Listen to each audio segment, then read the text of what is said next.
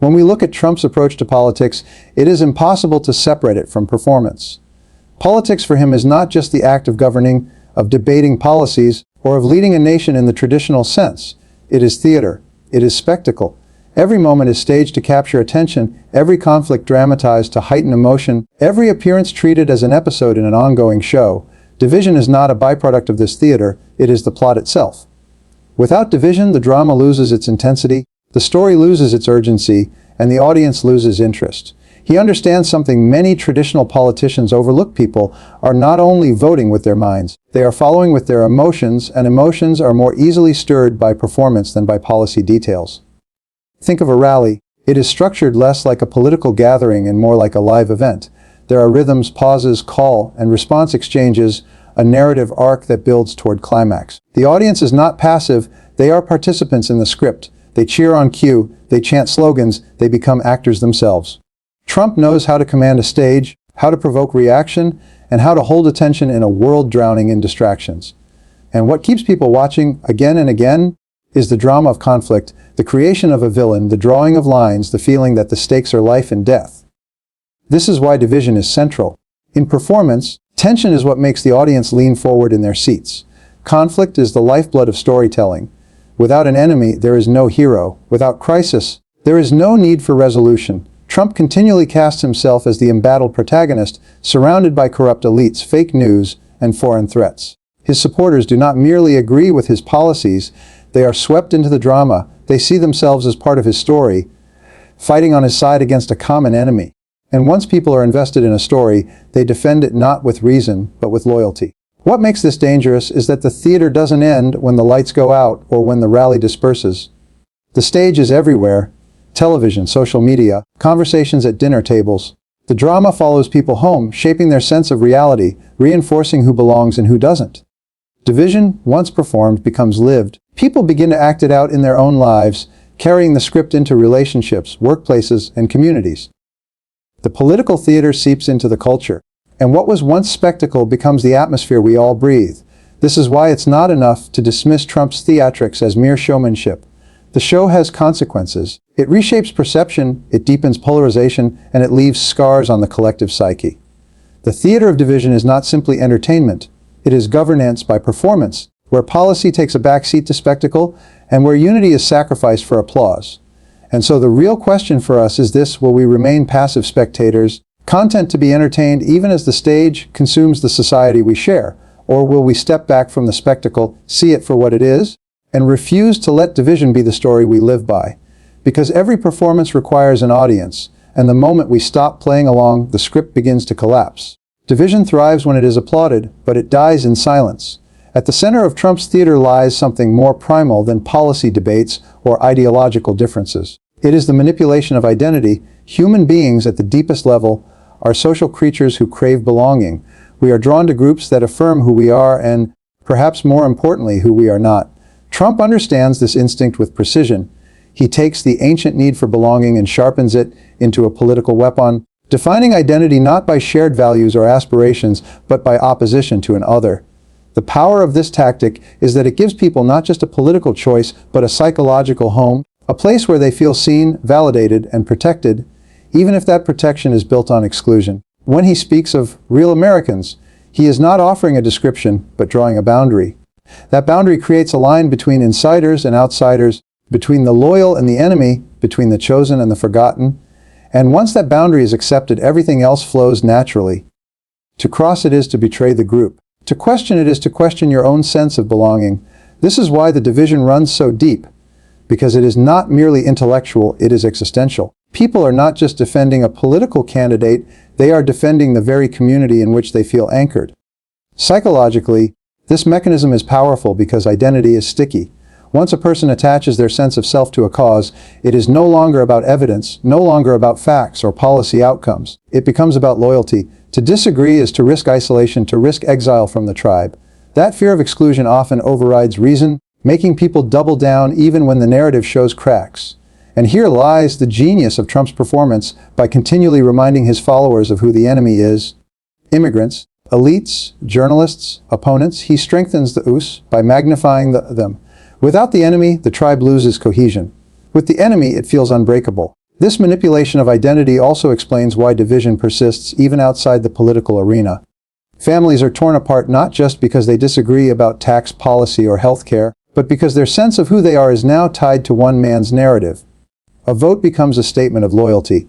A criticism becomes an act of betrayal. Politics ceases to be about governance and becomes about allegiance. In this way, Trump's theater transforms democracy into a battlefield of identities, where compromise is seen not as progress but as surrender. And yet, beneath this performance, we must recognize the truth: identity can be shaped in many directions. If fear and opposition can bind people together, so can dignity and shared purpose. If belonging can be built on exclusion, it can also be built on inclusion.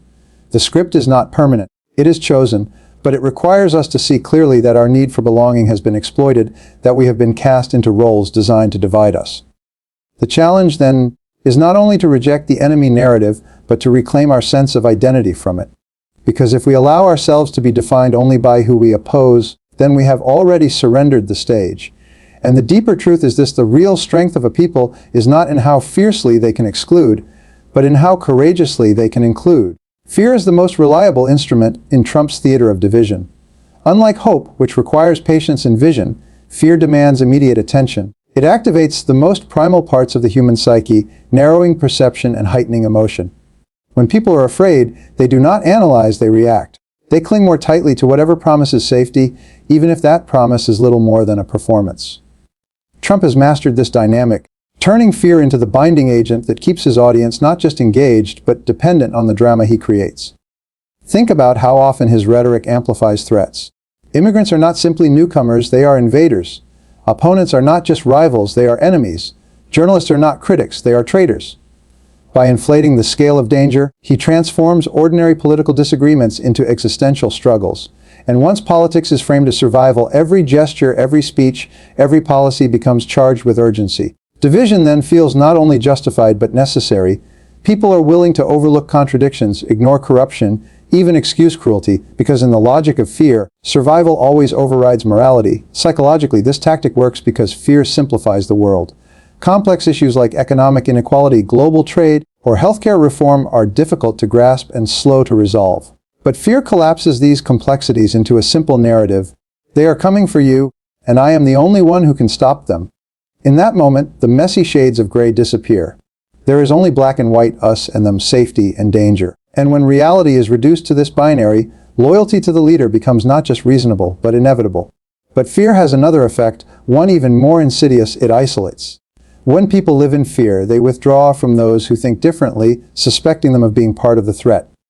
They stop engaging in dialogue, stop listening, stop trusting. Communities fracture, families split, friendships dissolve. The fear that was once directed outward begins to poison the relationships closest to home. In this way, Trump's theater does not just divide society into camps, it divides households, reshaping the intimate fabric of everyday life. Yet what makes fear so devastating is also what makes it so fragile. Fear burns brightly but unsustainably. It can capture attention, but it cannot create lasting stability. A society ruled by fear eventually corrodes from within, because no one can live perpetually in a state of siege without losing something essential: empathy, openness, imagination. The very qualities that allow a people to grow stronger are suffocated by the constant performance of threat. And so the responsibility falls to us not to deny the reality of danger in the world, but to refuse to let fear dictate the whole story. Because fear, when weaponized, makes us smaller, more reactive, more divided. But courage, the refusal to let fear write the script, makes us expansive. It opens the possibility of unity, of dialogue, of a shared future not built on suspicion but on trust. Fear thrives when it is fed, but it starves when we stop giving it our loyalty. One of the most striking features of Trump's theater of division is the paradox he embodies: a billionaire born into privilege, with every advantage of wealth and power, presenting himself as the ultimate outsider. This is no accident. It is perhaps his most effective performance. By casting himself as the lone warrior against a corrupt establishment, he creates an illusion of rebellion that resonates deeply with those who feel left behind or betrayed by traditional institutions.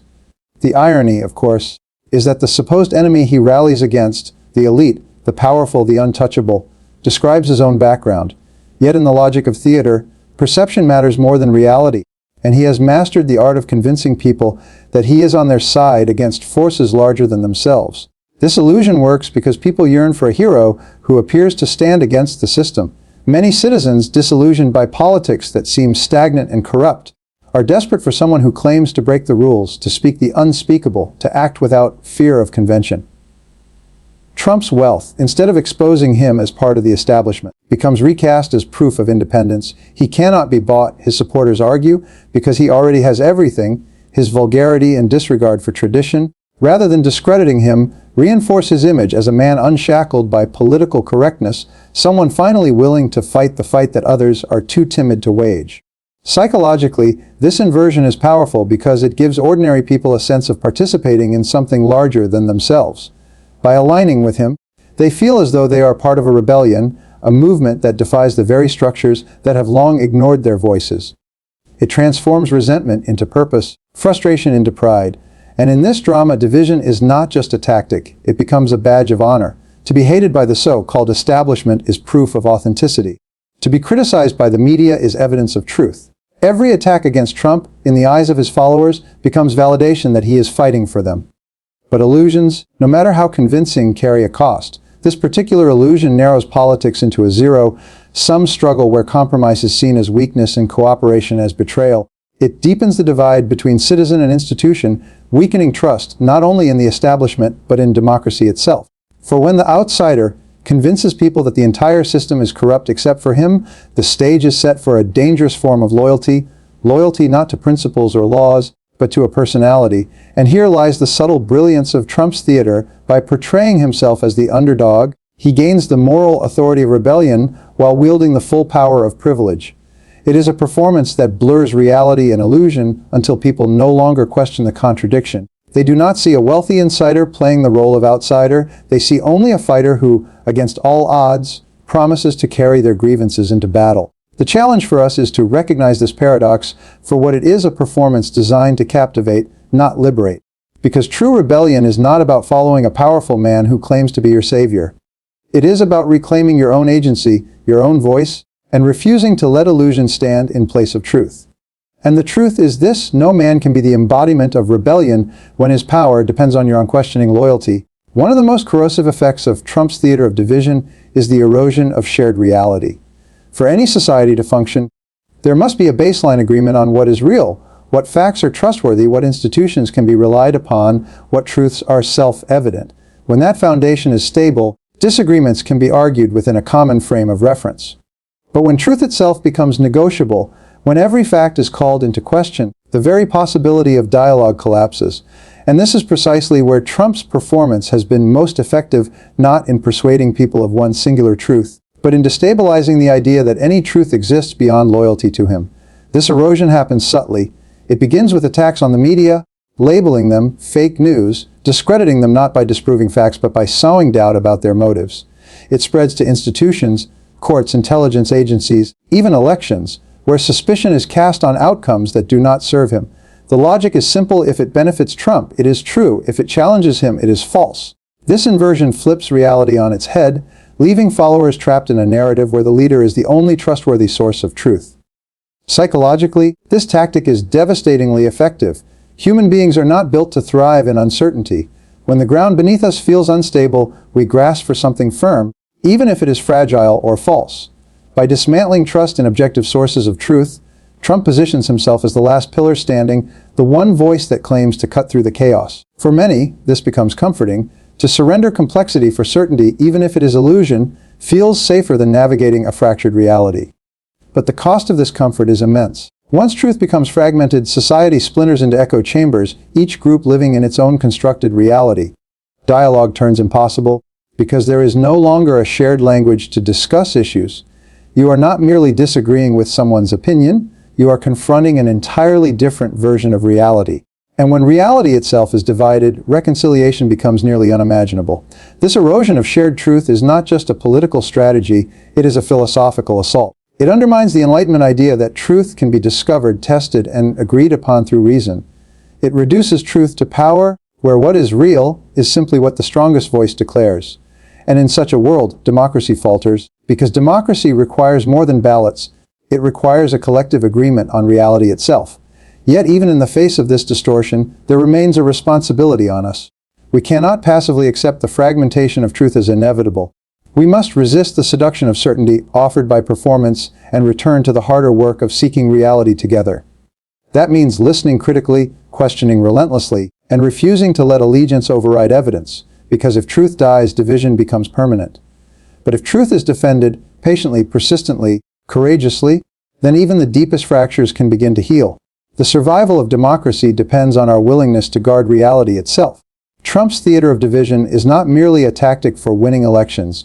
It is a method that leaves behind a legacy. The performance does not end when he steps off the stage or when the campaign lights dim.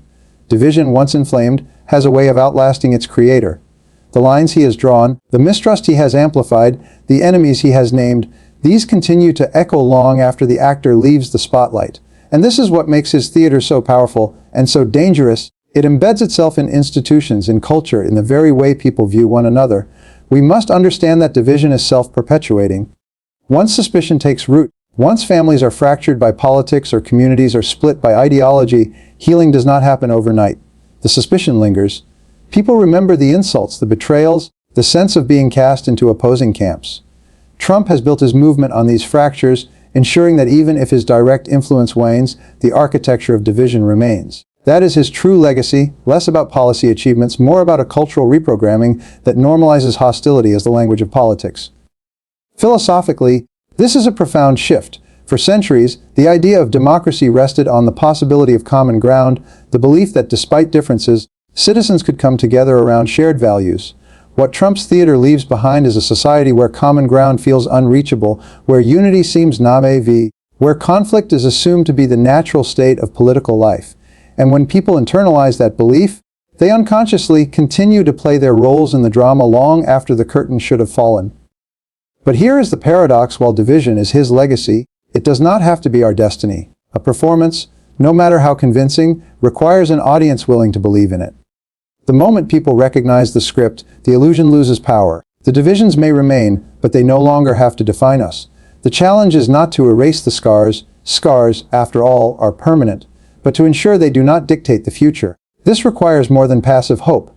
It requires an active refusal to keep repeating the lines we've been handed. It means rejecting the temptation to see every disagreement as a war, every opponent as an enemy, every criticism as betrayal. It means choosing dialogue where the script demands silence and cooperation where the drama insists on conflict. The legacy of division can be broken only by people who are willing to step out of the theater altogether and begin writing a new story. Because in the end, division is both method and memory. Trump has shown how powerful it can be when weaponized, but its future depends not on him, but on us. The play only continues if we keep acting in it. And so the question becomes simple yet profound: will we remain trapped in his theater, or will we walk out and reclaim the stage for ourselves? The answer to that will decide not only the legacy of a man, but the fate of a nation.